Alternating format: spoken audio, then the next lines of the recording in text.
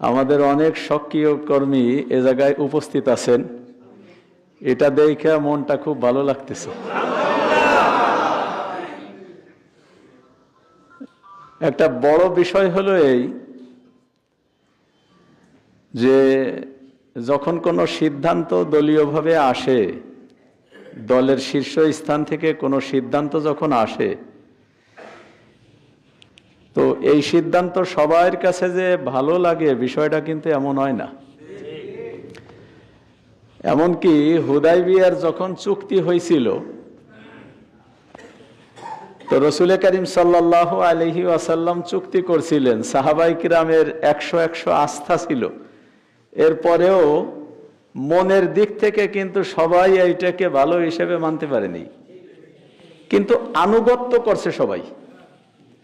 তো দুইটা বিষয়, একটা হলো আন্তরিকভাবে এটাকে ভালো লাগা, এর উপরে কিন্তু মানুষের দখল নাই, মানে কারো মন কিন্তু তার দখলে না। অনেক সময় এমন হবে যে কোনো একটা বিষয়কে আমার ভালো লাগানো দরকার, কিন্তু মনের মধ্যে ভালো লাগতেছে না। আবার কোনো একটা বিষয়কে আমার খারাপ লাগানোর দরকার, কিন্তু মনের মধ্যে ভালোবাসা বাড়তিছে। এই জন্য মন কারো দখলে না, কিন্তু আনুগত্য প্রকাশ এটা মানুষের দখলে।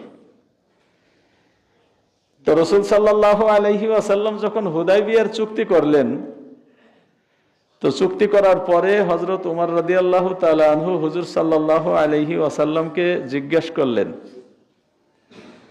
আল আসনা আলাল হক্কি ওয়া হুম আলাল বাতিল, হুজুর আমরা হকের উপরে ওরা বাতিলের উপরে, এ কথা সঠিক না?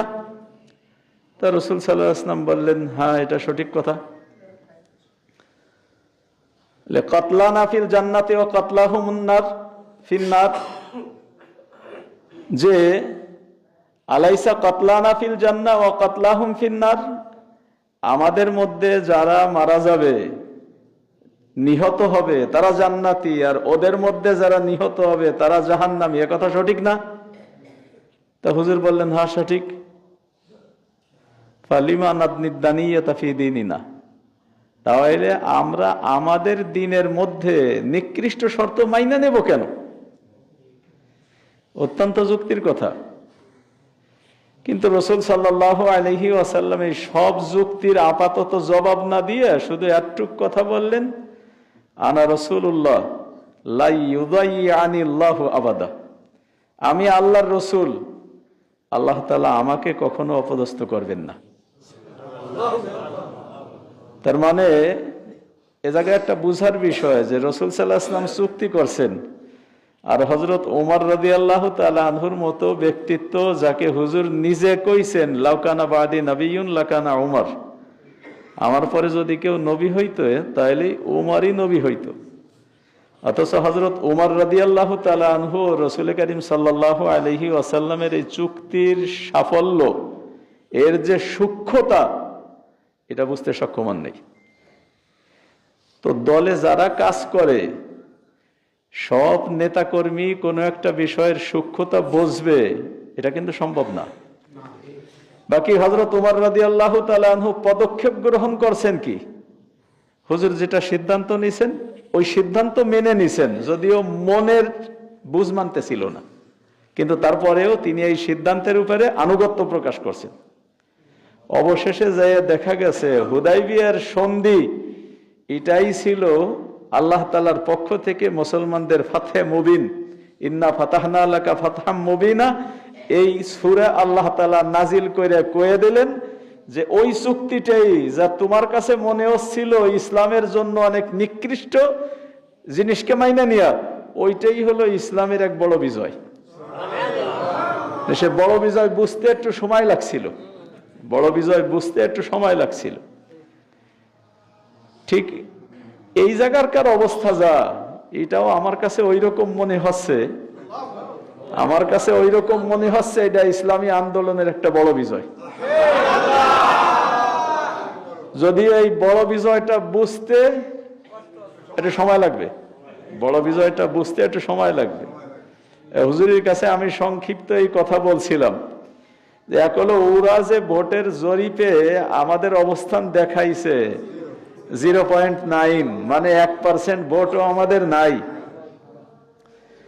যদি ওই সমঝোতার আওতায় আমরা ওই 50 সিট বা 47 সিটে নির্বাচন করতাম, তাহলে এ জায়গায় ভোটের ফলাফল যা হইতো, আমরা 268 সিটে যদি নির্বাচন করি, তা ইসলামী আন্দোলনের একক ভোটের অবস্থা কি ওই থাকবে না অনেক গুণ বাড়বে?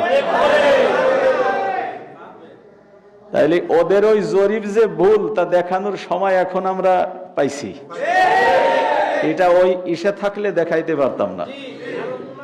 দ্বিতীয় আর একটা কথা হলো, এ জায়গায় একটা লক্ষণীয় বিষয় ছিল এই যে যখন নির্বাচনী সমঝোতা হয়েছে, সমঝোতার মানে হলো যে সিটে ইসলামী আন্দোলনের প্রার্থী আছে, এই জায়গায় অন্য 11 দল মিলেই 10 দল মিলেই তাদেরকে ভোট দেবে, আর যেখানে আর 11 দলের অন্য কোন দলের প্রার্থী আছে সে জায়গায় সবাই ভোট দেবে।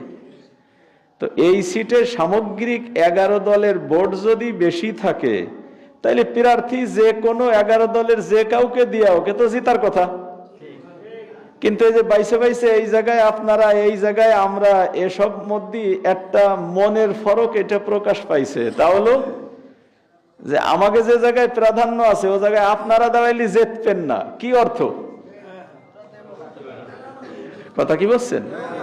কি অর্থ?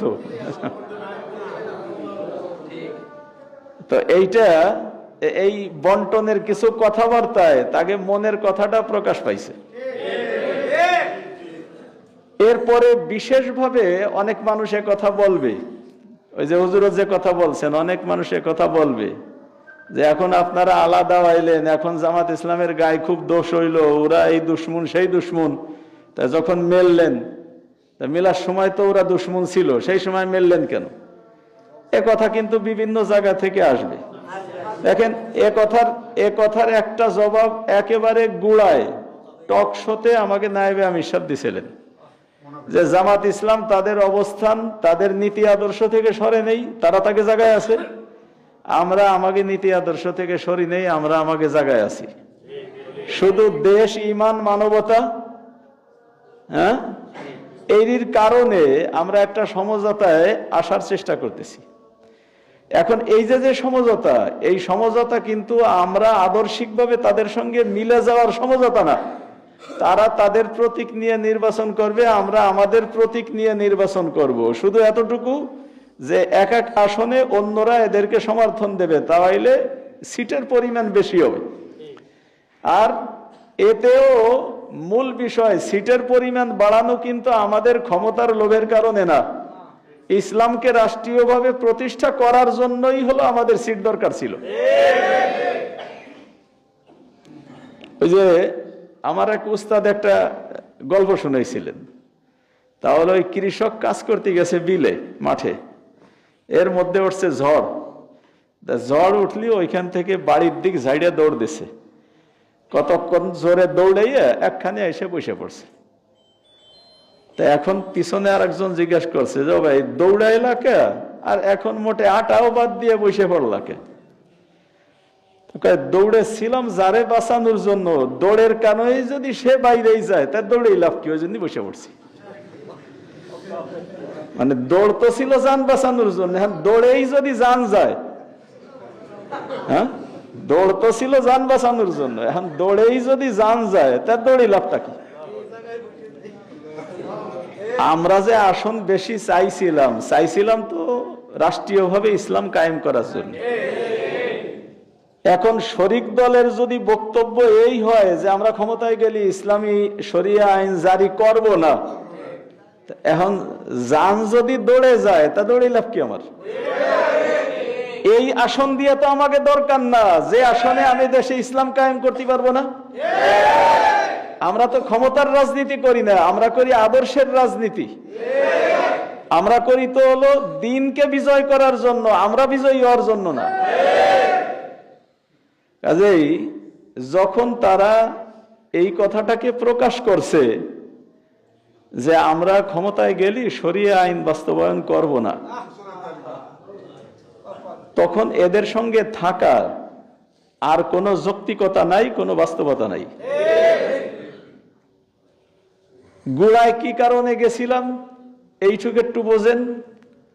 গুড়ার যে অবস্থা ছিল তখন কিন্তু সব মানুষের মুখে মুখে ইসলামের একটা বাক্স, এইবার দেশ হবে ইসলামের দেশ, এইবার বিজয় হবে ইসলামের বিজয়, সরকার হবে ইসলামের সরকার। ওই সময়ও ইসলামী আন্দোলনের যারা দায়িত্বশীলরা ওনরা জামাত ইসলামকে চিনতেন, কিন্তু একটা সমস্যা ছিল, তা হলো ওই সময় এতে যোগ না দিলি সারা দেশের অভিযোগ ইসলামী আন্দোলনের উপর পড়তো যে এরা মেলে নেই বুঝলে, নাইলে এইবার ইসলাম কায়েম হয়ে যাইত। কথা কি বলছেন? যে এইবারই ইসলাম কায়েম হয়ে যাইতো, খালি ইসলামী আন্দোলন যোগ না দেওয়ার কারণে একেবারে হাতে ধরা শৈল ছুটে গেছে। এই অপবাদ কিন্তু ইসলামী আন্দোলনের উপরে আসতোই। এখন যখন আমরা সাথে থেকে সেই শৈল ধরার চেষ্টা করলাম, অবশেষে ওরাই কইল যে আমরা ক্ষমতায় গেলি ইসলামী আইন বাস্তবায়ন করব না। এখন অন্য যে অভিযোগই আমাকে বিরুদ্ধে দেখ, কিন্তু এই কথাটা কি আর বলতে পারবে যে ইসলাম কায়েম হয় নাই ওকে কারণে? কথা কি বুঝছেন? বাকি অভিযোগ 14টা দেখ, এতে আমরা অত পরোয়া করি না। ও অভিযোগের আমাকে জবাবও আছে, আর জবাব যদি একান্ত দিতে নাও পারি আমাদের দেলে ইতমিনান যে আমরা ভালো অবস্থানে আছি। কিন্তু ওই সময় যদি আমরা এই সমঝোতার মধ্যে না যাইতাম, তাহলে দেশবহিরা মানুষ ওই একই কথা কইতো, ইসলামী আন্দোলন যোগ দিলি এইবারই ইসলাম কায়েম হয়ে যাইতো। এরা যোগ না দেওয়ার কারণে আহারে এই সুযোগটা আছাড়া হয়ে গেল। এই আফসোসটা কমপক্ষে মানুষের থাকলো না যে হ্যাঁ আমরা চেষ্টাটা করছিলাম এবং শেষ পর্যন্ত চেষ্টা করছিলাম, তাদেরই মুনাফিকির কারণে আর সমঝোতার নামে ষড়যন্ত্রের কারণে এই জোটটা থাকে নেই। এই জোটটা থাকে নেই, এটা জাতি কমপক্ষে এতটুক বসছে। এরপরে কথা হলো যে যেই ঠগুক তার নিজের মনের কাছে সে যেতে, তার নিজের কিছু যুক্তি থাকবে, সে তার যুক্তি দিয়ে তার নিজের দ্বারে বড় করে ধরার চেষ্টা করবে। এইরকম অনেক পদের কথাবার্তা শোনা যাবে, কিন্তু আমাকে মুখ্য বিষয় এই, তা হলো আমরা রাজনীতি করি ইসলামকে বিজয়ী করার রাজনীতি। যদি কেউ ইসলামকেই না চায় তাহলে তার সঙ্গে আমাদের রাজনীতি নাই। দ্বিতীয় একটা বিষয় হলো এই যে রাসূল সাল্লাল্লাহু আলাইহি ওয়াসাল্লাম যখন মদিনায় গেছিলেন তখন একদিকে ছিল হলো মুসলমান, আর একদিকে ছিল হলো পাক্কা মুশরিক যারা, আর বাইন অবস্থা মাঝামাঝি অবস্থায় ছিল হলো আহলে কিতাব। আহলে কিতাব মানে যারা পূর্ববর্তী আসমানি কিতাবের অনুসারী এবং নবীর অনুসারী, তবে এখন মুসলমানকে সাথে না। এ ছিল হলো ইহুদি এবং খ্রিস্টান। তাইলে মৌলিকভাবে মানুষ ছিল 3 গ্রুপের, এক হলো মুসলমান, আর এক হলো মুশরিক, আর এক হলো আহলে কিতাব। তা যত বিষয়ে আগে রাসূল সাল্লাল্লাহু আলাইহি ওয়াসাল্লাম সরাসরি কোনো ওহী না পাইতেন, তা আহলে কিতাবের রীতিনীতিকে অনুসরণ করে চলতেন। তার কারণ ওটা একটা আসমানি কিতাবের উপর ভিত্তিতে গড়ে ওঠা দিন, এই কারণে রীতিনীতিকে মেনে চলতেন। তো ওই সময় দেখলেন যদি আমাদের কাফেরদের সঙ্গে মোকাবেলা করতে হয়, যদি মুশরিকদের সঙ্গে আমাদের মোকাবেলা করতে হয়, তা আমরা যে কয়জন মুসলমান, এই কয়জন মুসলমান মিলে আমরা এদের সঙ্গে মোকাবেলা কইরা পাইরে উঠবো না। তাহলে যারা মুসলমান না কিন্তু ইসলামের আর ওদের উৎস এক, ওরাও আসমানি দিনের উপরে আছে, আমরাও আসমানি দিনের উপরে আছি। যদিও ওরা সেই আসমানি দিনকে বিকৃত করছে, তারপরেও নামে ওরা আহলে কিতাব। আল্লাহ তাআলা কুরআনে কারিমে ওদেরকে আহলে কিতাবই বলছেন। তো এদেরকে যদি সাথে নিয়ে, মানে ফাসেকরে সাথে নিয়ে যদি কাফেররে খেদাই, এরকম একটা অবস্থা যে এদেরকে যদি আমরা সাথে নিয়ে আপাতত আমাদের দল ভারী করি, তাহলে আমরা ওদের সঙ্গে মোকাবেলা করে ততদিনে ইসলামকে একটা শক্তিশালী অবস্থানে উঠাইতে পারবো। যখন শক্তিশালী অবস্থানে উঠাইতে পারবো তখন ইসলাম এককভাবেই সবকিছুর মোকাবেলা করতে পারবে। ঠিক এই এক লক্ষ্যে কিন্তু মদিনা সনদ তৈরি হয়েছিল। মদিনা সনদের মধ্যে, মদিনার মধ্যে যে সমস্ত ইহুদি ছিল, খ্রিস্টান ছিল, অন্যান্য যারা ছিল, এদেরকে সবাই মিলে একটা জোট তৈরি হয়ে একটা রাষ্ট্রের গোড়াপত্তন হয়েছিল। কিন্তু তখন এর মধ্যে কিন্তু ইহুদি খ্রিস্টানরাও অন্তর্ভুক্ত ছিল, তখন মুসলমানদের প্রতিপক্ষ ছিল হলো মজবুত প্রতিপক্ষ হলো মক্কার মুশরিকরা। কিন্তু একে একে যখন মক্কার মুশরিকরা বারবার হামলা কইরা এরা পরাজিত হইছে, আর এদিক ভিতর থেকে যখন এদের গাদ্দারি প্রকাশ পাইছে, তখন রাসূল সাল্লাল্লাহু আলাইহি ওয়াসাল্লাম মুসলমানদেরকে নিয়েই একচোটে ওই কাফেরার ফাসেক সব শক্তির মোকাবেলা করছেন। তো প্রথম যদি ইসলামী রাষ্ট্রের গুড়াপত্তন করতে হয়, তা গুড়াই যদি কম্বলের পশম বাসা শুরু করা হয়, তা গুড়ার থেকে কায়েম করা এটা কষ্টকর। এই জন্য আমরা গুড়া থেকেই ওই পশম বাসার দিকে যাই নেই। কিন্তু অবশেষে যখন আমাদের কাছে কথা পরিষ্কার হয়ে গেছে যে ওরা ক্ষমতায় গেলেও আর ইসলাম কায়েম হবে না, তাহলে আর তাদের সঙ্গে পথ চলা এটা আমাদের আর সম্ভব থাকে নেই। তো গুড়ায় গেছিলাম সেটাও দিনের স্বার্থে, আর এখন যে বেরোইয়া আইছি এটাও কি দিনের স্বার্থে, এটাও দিনের স্বার্থে। এইরকম বিষয়গুলিকে মানুষ অন্য অন্য ক্ষেত্রে কিন্তু মানে। ডাক্তার ঔষধ দেয়, এইটা 3 মাস খাবেন, এরপরে এইটা অফ, এরপরে ওটা খাবেন না, এইটা নতুন ঔষধ বলে। তা 3 মাস পরে যদি বাতিল করে দিতে হইলো, তা আগে দিছিলেন কে? ওই সময়ের জন্য দরকার ছিল তাই দিছে, ওই সময়ের জন্য দরকার ছিল তাই দিছে। এর অর্থ এটা না যে ওইটা ভুল ছিল। কথা কি বুঝছেন? ওহী নাজিল হইছে, আল্লাহই কইছেন বাইতুল মুকাদ্দাসের দিক ফিরে তোমরা নামাজ পড়ো।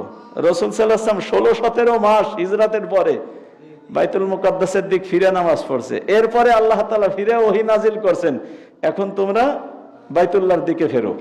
তার মানে কি আগেরটা ভুল ছিল? আগেরটাও সঠিক ছিল, আগেরটাও সঠিক ছিল, কিন্তু ওইটা ওই পর্যন্ত মেয়াদ ছিল, এরপরে পাল্টে গেছে। কাটাকাটি অঙ্ক করে না, অঙ্ক করে দেখা গেল দাগ দিয়ে উপরে হয়েছে 4 আর নিচে হয়েছে 8, এখন কি আরে ফিরে আবার কাটে, কাইটা 4-এর জায়গায় 2 আর 8-এর জায়গায় 4 বলে। তাই ওইটা যখন আমি লেখলাম ফিরে কাটলাম, তা লেখলাম কি জন্য? এ কেউ কয়? যারা অঙ্ক বোঝে তারা তো কয় না, অবুঝ মানুষে কইনি কইতে পারে। তা আমরা যে এই যে জোট কাটলাম, এটা কাটার দরকার পড়ছে কাটছি, যখন লেখছিলাম তখন লেখার দরকার পড়ছিল লেখছিলাম। এটা করছি বুঝলে ভুল বোঝার পরেও কি এক থাকবো? না, ভুল বোঝার পরে তো আমি সেখান থেকে সরে আসবো, এটাই তো আদর্শ, এটাই তো আদর্শ।